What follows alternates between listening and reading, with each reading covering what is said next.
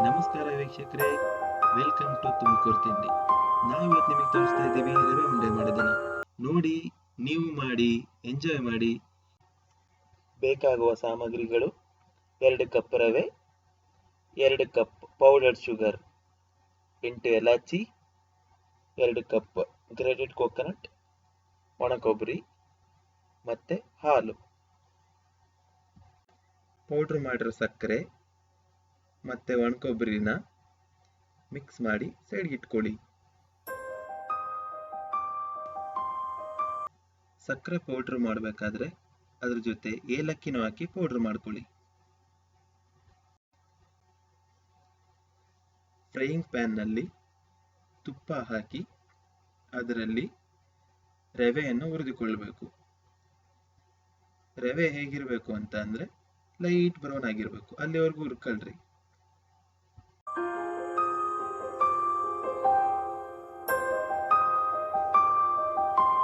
ರವೆ ಹುರಿದಿಟ್ಟ ನಂತರ ಕಲಸಿಟ್ಟ ಸಕ್ಕರೆ ಮತ್ತು ಕೊಬ್ಬರಿಯ ಮಿಶ್ರಣವನ್ನು ರವೆಯೊಳಗೆ ಬೆರೆಸಿ.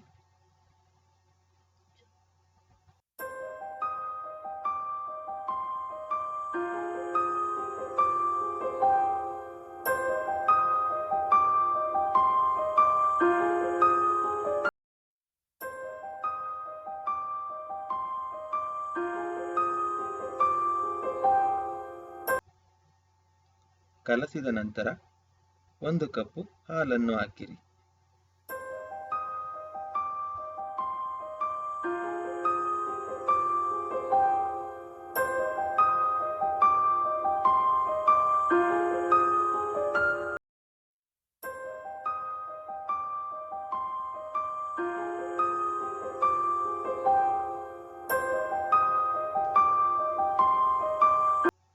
ಈ ಕನ್ಸಿಸ್ಟೆನ್ಸಿಗೆ ಬರೋವರೆಗೂ ಮಿಕ್ಸ್ ಮಾಡ್ತಾ ಇರಬೇಕು.